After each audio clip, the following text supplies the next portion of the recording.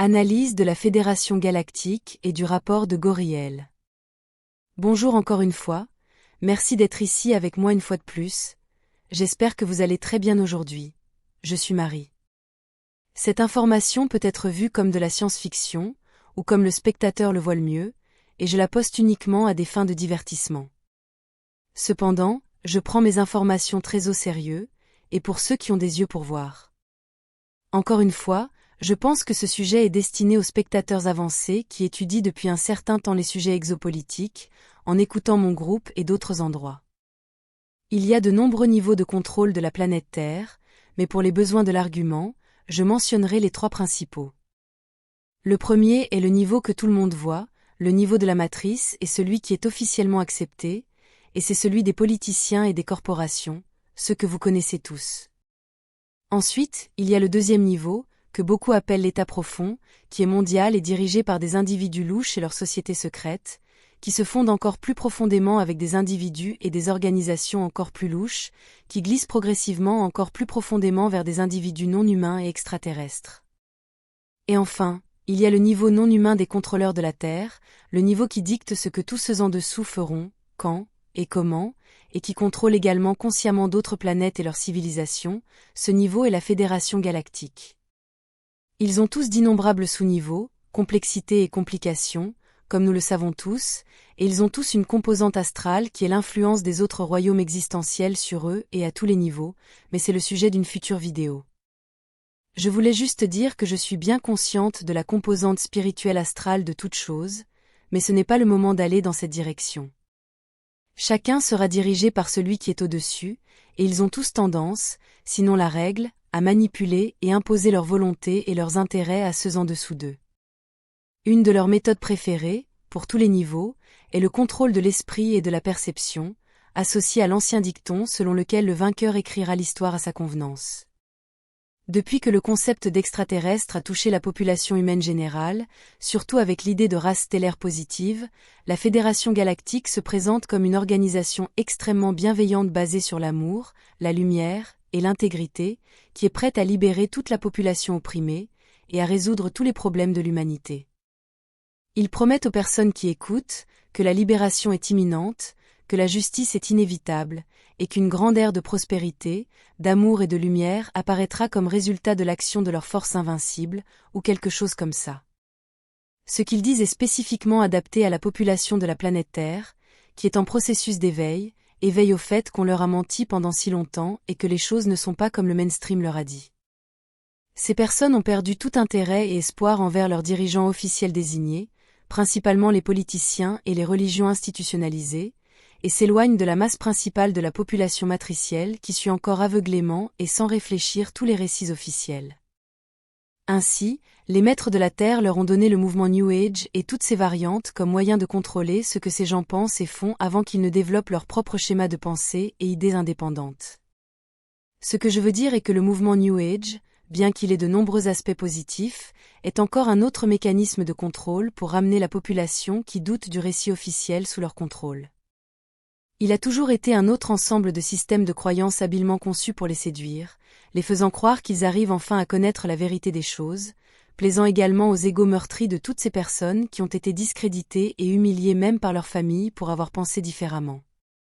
Ainsi, toutes ces personnes trouvent soudainement une communauté dans le New Age, où ils sont avec des gens partageant les mêmes idées qui se nourrissent mutuellement, en attaquant et invalidant tout ce qui leur a été imposé par le mainstream, faisant sentir à tous ces égos meurtris qu'ils sont les bienvenus, admirés et validés.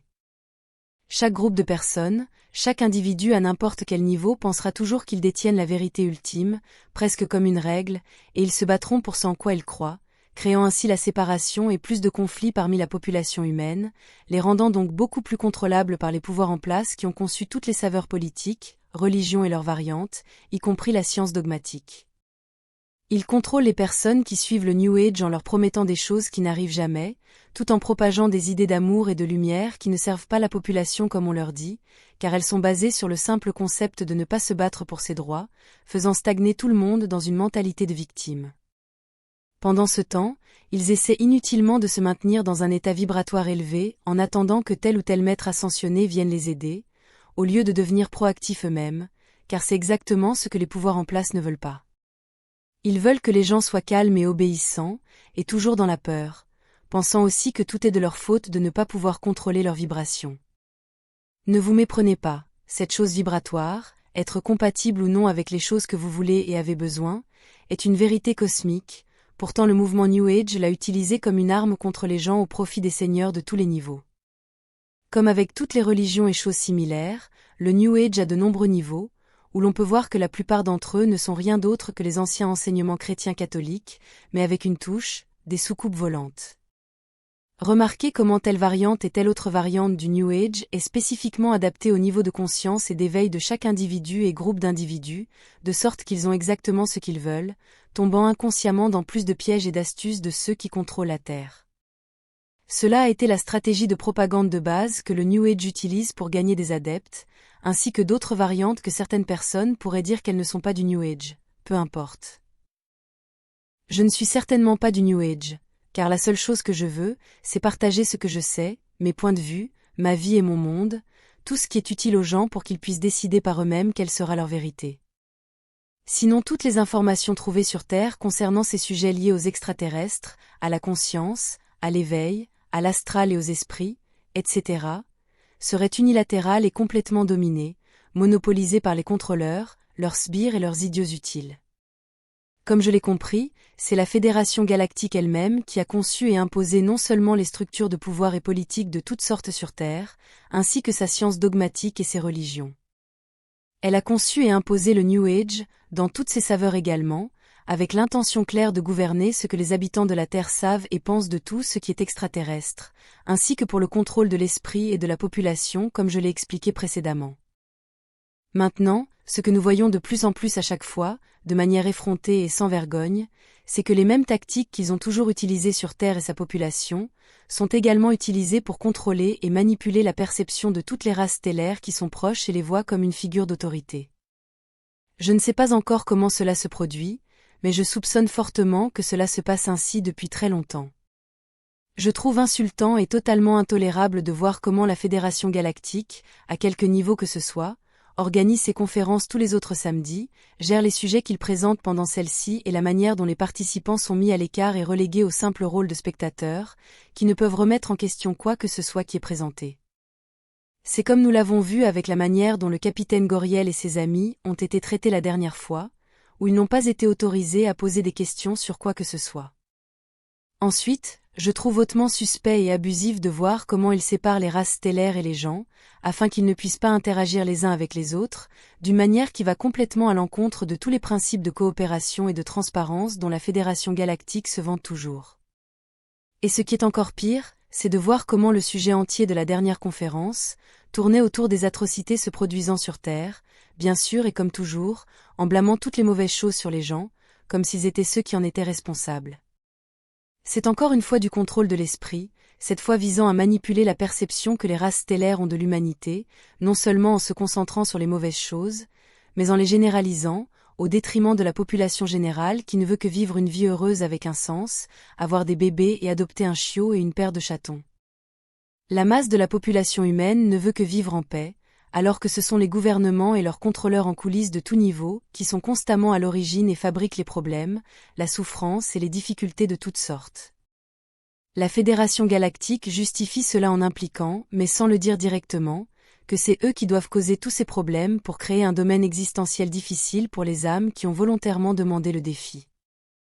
C'est ici que nous pouvons commencer à voir le chevauchement et l'influence des royaumes existentiels de l'esprit astral entrer en jeu avec les décisions de la Fédération Galactique concernant la Terre, ainsi que toutes les autres planètes qui sont sous leur contrôle, mais nous nous concentrons sur la Terre aujourd'hui. La manière dont ils ont présenté d'innombrables photographies des atrocités qui se sont produites sur Terre, aux races stellaires qui ont assisté à ces réunions, était hideuse et intrinsèquement irrespectueuse.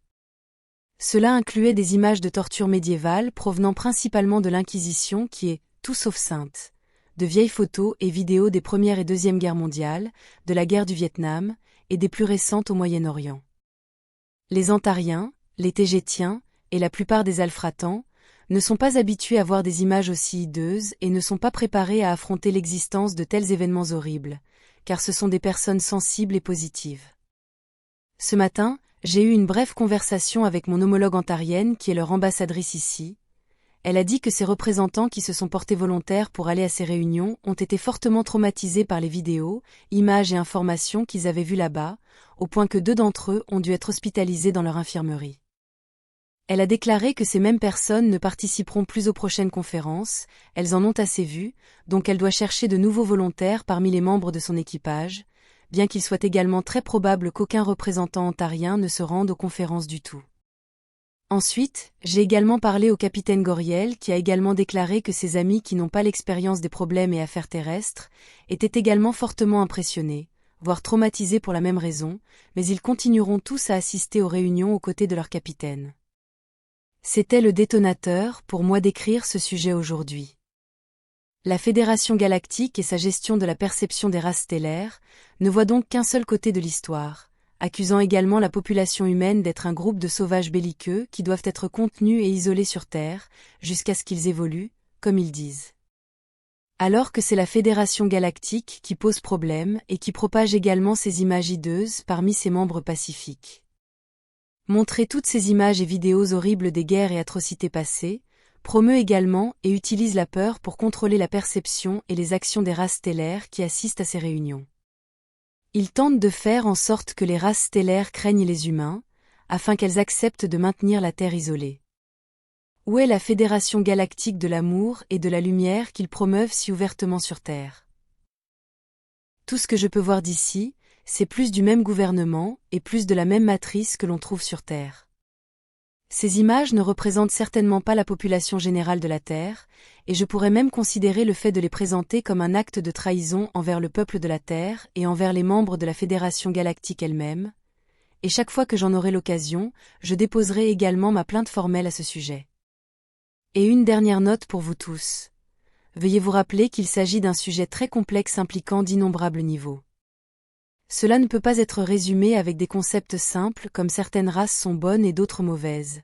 Ce n'est pas un sujet noir et blanc.